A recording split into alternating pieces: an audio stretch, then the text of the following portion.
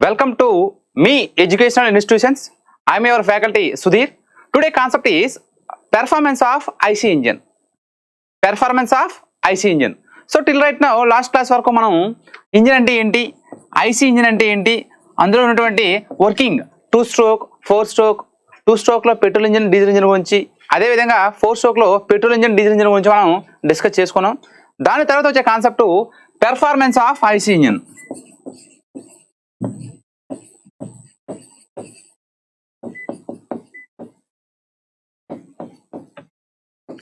Next concept is performance of IC engines.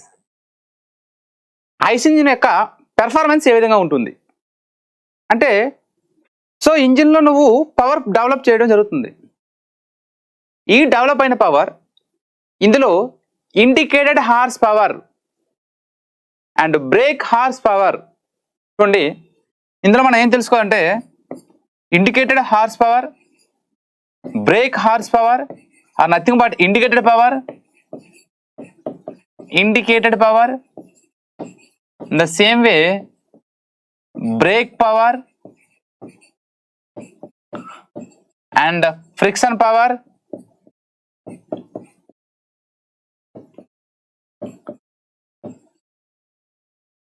and relation between indicated power and brake power, mechanical efficiency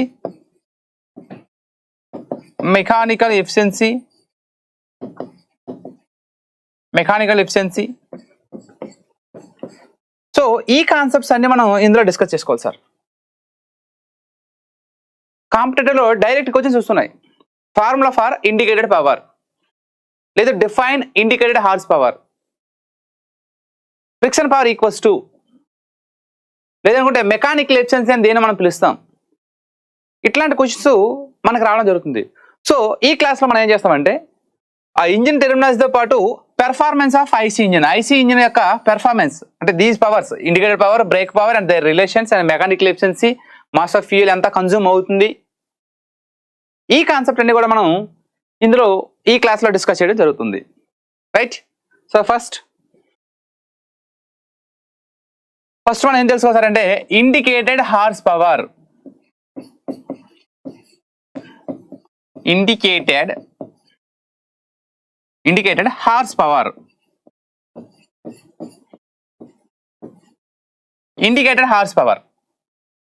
so ఇక్కడ indicated horse power అంటే ఏంటి sir అంటే, సిలిండర్లో combustion అయిన తర్వాత how much pressure is there and how much force is there and how much power is there after completion of combustion అయిన తర్వాత cylinder లోపల ఎంత పవర్ ఉంటుందో. Power is not only flow of electrons. Power అంటే only flow of electrons కాదండి, ఇక్కడ ఎంత force act అవుతుంది పర్ సెకండ్ కాలంలో. రైట్. సో ఇక్కడ ఇండికేటెడ్ హార్స్ పవర్ అంటే డెఫినేషన్ ఏంటి సార్ అంటే, the actual power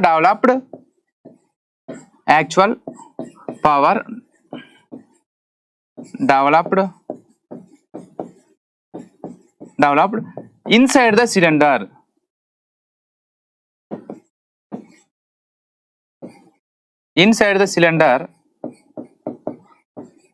cylinder is called as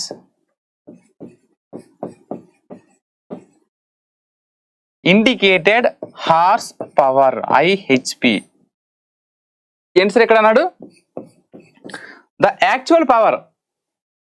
ఇప్పుడు యాక్చువల్ పవర్ మనం ఎందుకు పిలువబడుతుందంటే, కంబషన్ అయినప్పుడు సిలిండర్లో ఒక పవర్ ఉంటుంది అండ్ వీల్స్ మూమెంట్కి వచ్చేసరికి బ్రేక్ పవర్ సమ్వాట్ డిక్రీజ్ అవ్వడం జరుగుతుంది. ఎగ్జాంపుల్గా మనకు వచ్చే శాలరీ, క్రెడిట్ అయ్యే శాలరీ మనం మాట్లాడుకుంటే గ్రాస్ ఒక విధంగా ఉంటుంది, కట్టింగ్స్ పోగు మనకు వచ్చిన నెట్ ఒక విధంగా ఉంటుంది. అంటే ఇక్కడ టోటల్ నీకు వచ్చే శాలరీ, నెట్ వచ్చేసరికి డిడక్షన్స్ ప్లస్ రికవరీస్ ఉంటే అవన్నీ పోగా వచ్చేది ఇది.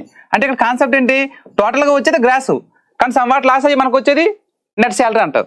In the same way power develop అయినప్పుడు ఇంజిన్ సిలిండర్లో ఒకలా ఉంటుంది. Engine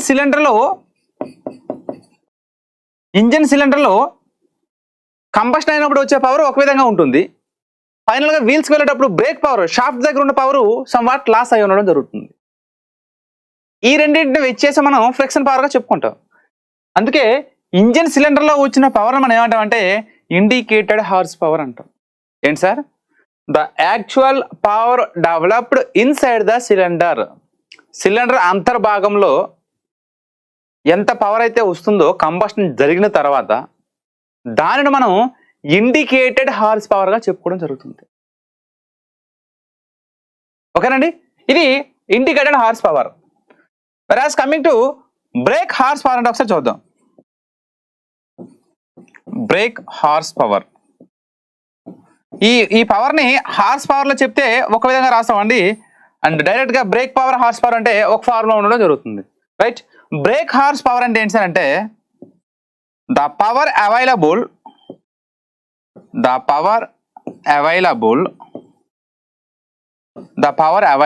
at shaft. The power available at shaft is called as brake horsepower. Engine cylinder లో ఉన్నటువంటి పవర్ ని ఇండికేటెడ్ హార్స్ పవర్ గా చెప్పుకుంటాం. షాఫ్ట్ దగ్గర అవైలబుల్ అయిన shaft, the power available at the shaft దగ్గర ఉన్న పవర్ ని మనం బ్రేక్ హార్స్ పవర్ గా ఇక్కడ డిస్క్రైబ్ చేయడం జరుగుతుంది. అర్థమైందండి? ఇక్కడ ఫస్ట్ మనం దేని గురించి మాట్లాడాలంటే ఇండికేటెడ్ హార్స్ పవర్ కి మనకి ప్లాంక్ బై 60 అనే ఫార్ములా ఉంటుందండి. ప్లాంక్ బై 60 అంటాం. ఈ ఫార్ములా ఏ విధంగా వచ్చింది? దీని యొక్క డెరివేటివ్ పార్ట్. బ్రేక్ పవర్ కి మనకి 2πnt/60 అని ఉండడం ఫార్ములా డైరెక్ట్ గా చెప్పుకుంటాం. లేదు 2πnt హార్స్ పవర్ చెప్పుకుంటే 2πnt/4500 అని చెప్పుకుంటాం. ఈ break horse power, indicated horse power అంటే ఏంటో తెలుసుకొని వాటికి ఫార్ములా ఏ విధంగా వచ్చింది, ఈ ఫార్ములా బేస్డ్ క్వశ్చన్స్ ఏమైనా వస్తాయా, దీనిపైన మనకి ఇప్పుడు జరుగుతున్నటువంటి కాంపిటేటివ్ లో నెంబర్ ఆఫ్ క్వశ్చన్స్ రావడం జరుగుతుంది. రైట్, ఫైనల్ గా ఫ్రిక్షనల్ హార్స్ పవర్ అంటే మనకి ఫ్రిక్షనల్ హార్స్ పవర్ ఉంటుంది. ఈ యొక్క ఇండికేటెడ్ హార్స్ పవర్ కి మరియు బ్రేక్ హార్స్ పవర్ కి మధ్య ఉన్నటువంటి వ్యత్యాసం ఏదైతే ఉందో, the difference between indicated horse power and break horse power, this power is called as a frictional power. Nothing but frictional power is losses. Right, so ఈ మూడు కాన్సెప్ట్స్ మనం తెలుసుకుందాం. సో ఇక్కడ ఉన్నటువంటి డయాగ్రామ్ మనం గమనించినట్లయితే, సో ఐసీ ఇంజిన్ యొక్క diagram sir ఇది. Already discuss number of classes, TDC, BDC, top dead center, bottom dead center. The distance between TDC to BDC called as stroke, while the piston will reciprocating in the cylinder. Like here there is a 4 strokes, success stroke, compression, expansion, finally exhaust stroke. So we derive the formula about indicated horsepower, brake horsepower based on this diagram. So ఈ diagram base చేసుకొని మనం derive చేయడం జరుగుతుంది. Right, first మనం indicated horse power అంటే ఏంటో చూద్దాం sir. మనం ఇంతవరకు ఏం చెప్పుకున్నాం? The power available inside the cylinder or the actual power develop inside the cylinder. మనకి సిలిండర్ లో ఎందుకు సార్ అంటే, ఇక్కడ ఈ డయాగ్రామ్ మనం గమనించినట్లయితే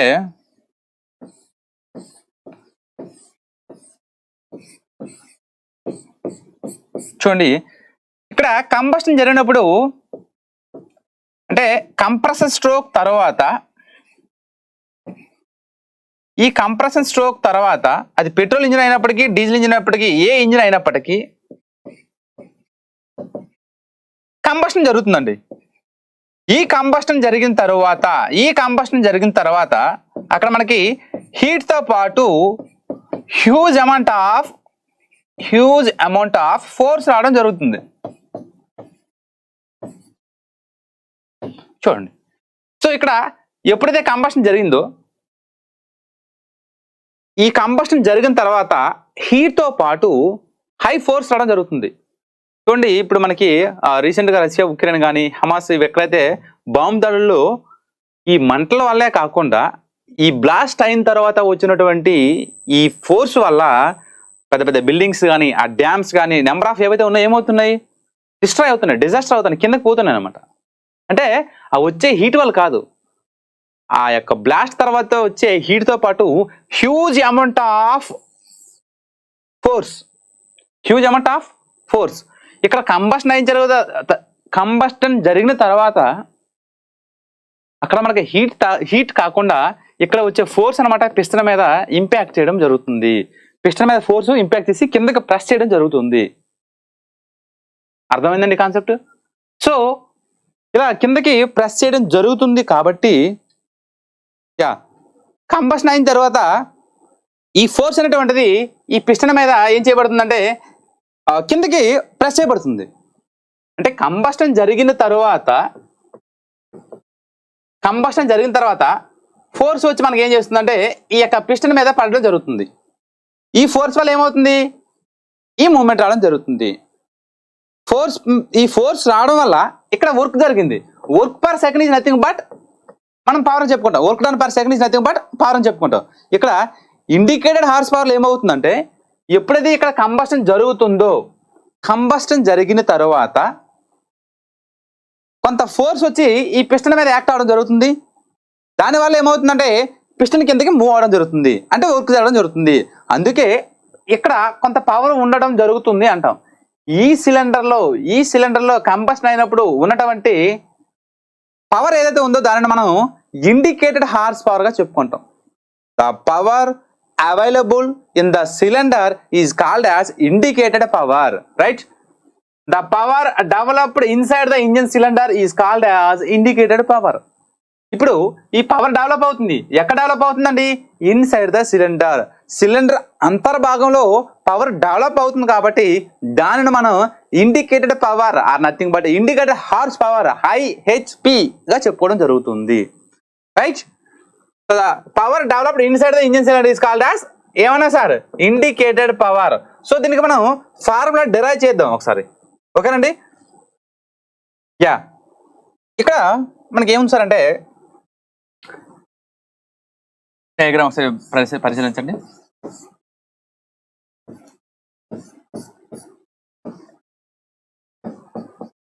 సో కంబషన్ అయిన తర్వాత ఇక్కడ ఉన్నటువంటి గ్యాస్ కి సమ్ ప్రెజర్ ఉండడం జరుగుతుందండి. ఈ ప్రెజర్ నే మనం ఏం చెప్తాం అంటే మీన్ ఎఫెక్టివ్ ప్రెజర్ గా చెప్పుకుంటాం. P(m) అంటే mean effective pressure. Mean effective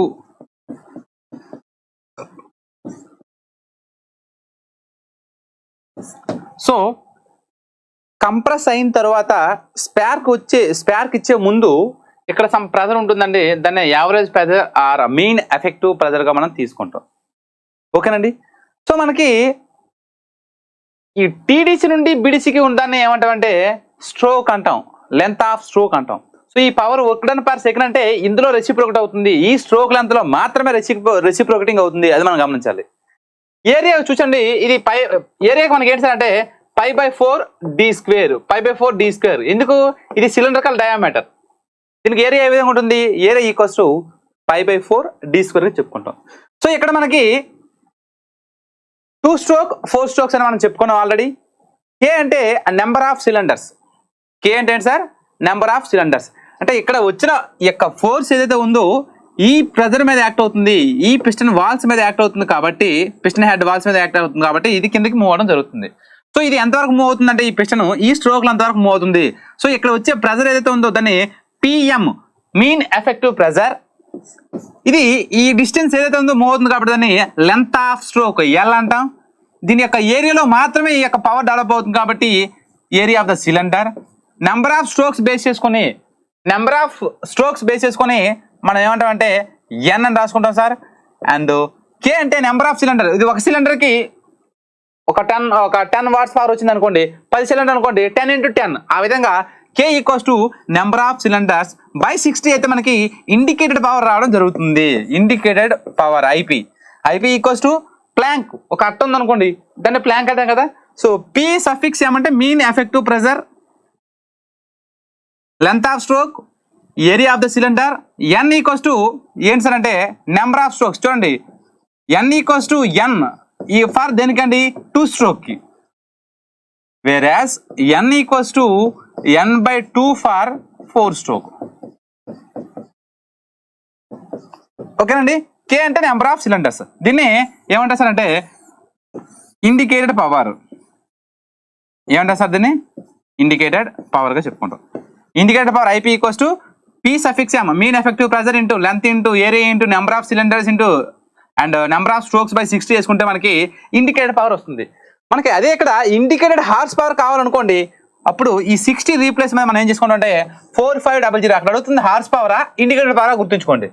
so దీనికి ఇక్కడ ఏం చేసుకుంటామంటే ప్లాంక్ బై 4500 తీసుకుంటే మనకి ఏమొస్తుందంటే ఇండికేటెడ్ హార్స్ పవర్ రావడం జరుగుతుంది.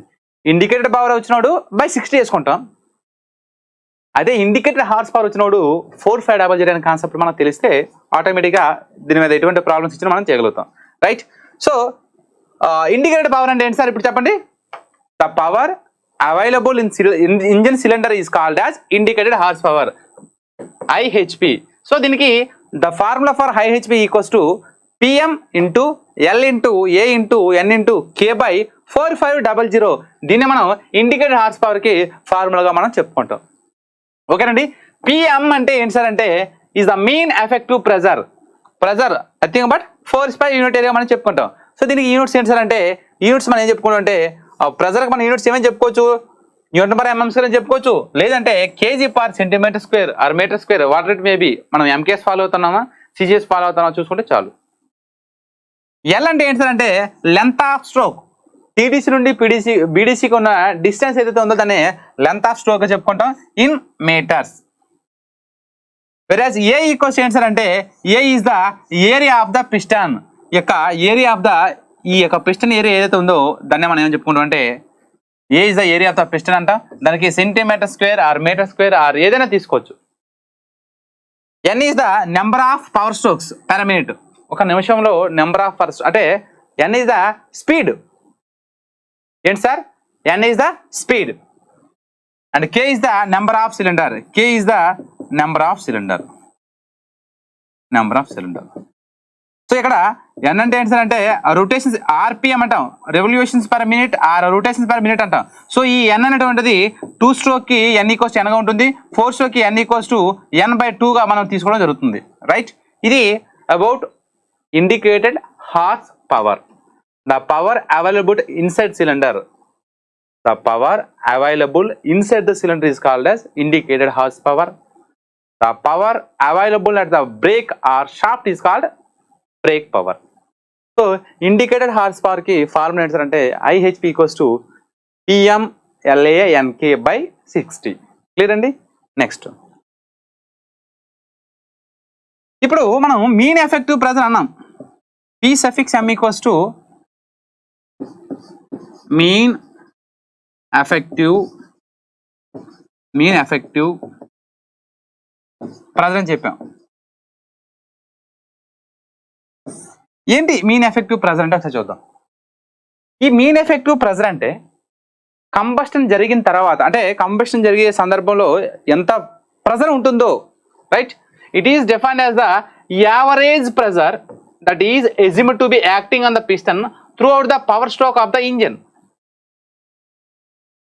కంబషన్ జరిగిన తర్వాత కంబషన్ జరిగిందండి. కంబషన్ జరిగిన తర్వాత ఏమైందంటే ఫోర్స్ అనేటువంటిది యాక్ట్ అవుతుంది. ఈ యాక్టింగ్ ఎప్పుడు జరుగుతుంది? మనకి థర్డ్ స్ట్రోక్ ఉన్నటువంటి ఎక్స్పాన్షన్ ఆర్ పవర్ స్ట్రోక్. ఈ ఎక్స్పాన్షన్ ఆర్ పవర్ స్ట్రోక్ లో ఉన్నటువంటి ప్రెజర్, యావరేజ్ ప్రెజర్ ఏదైతే ఉందో దాన్ని మనం ఏమంటామంటే మీన్ ఎఫెక్టివ్ ప్రెజర్ గా చెప్పుకుంటాం. మీన్ ఎఫెక్టివ్ ప్రెజర్ అంటే ఏంటి sir? It is defined as the average pressure that is assumed to be acting on a piston throughout the power stroke of the engine. ఈ పవర్ స్ట్రోక్ లో మనకి third stroke మనం power stroke చెప్పుకుంటాం. ఈ power stroke లో ఉన్నటువంటి pressure ఏదైతే ఉందో యావరేజ్ ప్రెజర్ మనం ఏమంటామంటే మీన్ ఎఫెక్టివ్ ప్రెజర్ గా తీసుకోవడం జరుగుతుంది. Right. Next Morse test. Number of times మనకి డైరెక్ట్ బిట్ రావడం జరుగుతుంది. ఈ మోర్స్ టెస్ట్ ఎందుకు యూజ్ చేస్తుంటే అంటారు. లేదనుకుంటే indicated horse power find out చేయడానికి ఏ టెస్ట్ ఉంటుంది? ఇప్పుడు మనం ఇండికేటెడ్ హార్స్ పవర్ కనుక్కోవాలంటే ఏ టెస్ట్ ద్వారా మనం ఇండికేటెడ్ హార్స్ పవర్ తెలుసుకోవచ్చు అంటే చూడండి, Morse test is to find the indicated power a multi cylinder engine. ఇక్కడ గమనించండి, మోర్స్ టెస్ట్ అనేటువంటిది మల్టీ సిలిండర్ ఇంజిన్. అది ఒకటి గుర్తుంచుకోండి. మల్టీ సిలిండర్ ఇంజిన్కి యూజ్ అవుతుంది. ఇది దేనికి సార్ అంటే ఇండికేటెడ్ హార్స్ పవర్కి యూజ్ చేయడం జరుగుతుంది ఫైండ్ అవుట్ చేయడానికి. ఓకేనండి. క్వశ్చన్ ఏ విధంగా వస్తుంది, Morse test is used for దేనికండి indicated horse power. Question Morse test is suitable for single cylinder multi cylinder దేనికండి మల్టీ సిలిండర్ ఇంజిన్ మాత్రమే మనం ఏ టెస్ట్ చేస్తామండి ఈ మోర్స్ టెస్ట్ దేనికి సార్ అంటే ఈ find out indicated horse power or indicated power ఏదైతే ఉందో, ఇండికేటెడ్ పవర్ అంటే ఏం చెప్పుకున్నాం, ద పవర్ అవైలబుల్ ఇంజిన్ సిలిండర్లో ఏ పవర్ అయితే అవైలబుల్ అయ్యి ఉంటుందో ఆ పవర్ని మనం ఇండికేటెడ్ పవర్ లేదా ఇండికేటెడ్ హార్స్ పవర్గా చెప్పుకోవడం జరుగుతుంది. రైట్ అండి. సో ఇక్కడ ఈ డయాగ్రామ్ అయితే మనకి ఇప్పుడు ఓరియంటేషన్లో అయితే అవసరం లేదు. సో మామూలుగా మీకు తెలుసుకోవడానికి చిన్న ప్రయత్నం అంతే. మనకు తెలిసి ఇక్కడ ఫ్యూయల్ ట్యాంక్ అనేది ఉంటుంది. ఈ ఫ్యూయల్ ట్యాంక్ నుండి డ్యూ టు గ్రావిటీ ఫోర్స్ వల్ల ఫ్యూయల్ అనమాట కార్బొరేటర్ అనే డివైస్కి వెళ్ళడం జరుగుతుంది. ఎయిర్ వెళ్తుంది, అదేవిధంగా ఎయిర్ ప్లస్ ఫ్యూయల్ ఈ రెండు కూడా కార్బొరేటర్లో మిక్స్ అయ్యి ఇంజిన్కి వెళ్ళడం జరుగుతుంది. ఇక్కడ కట్ ఆఫ్ స్విచెస్ యూజ్ చేసుకుంటాం మనం. ఈ కట్ ఆఫ్ స్విచ్ యూజ్ చేసుకుని మనం ఇక్కడ మోర్స్ టెస్ట్ని కండక్ట్ చేయడం జరుగుతుంది. రైట్.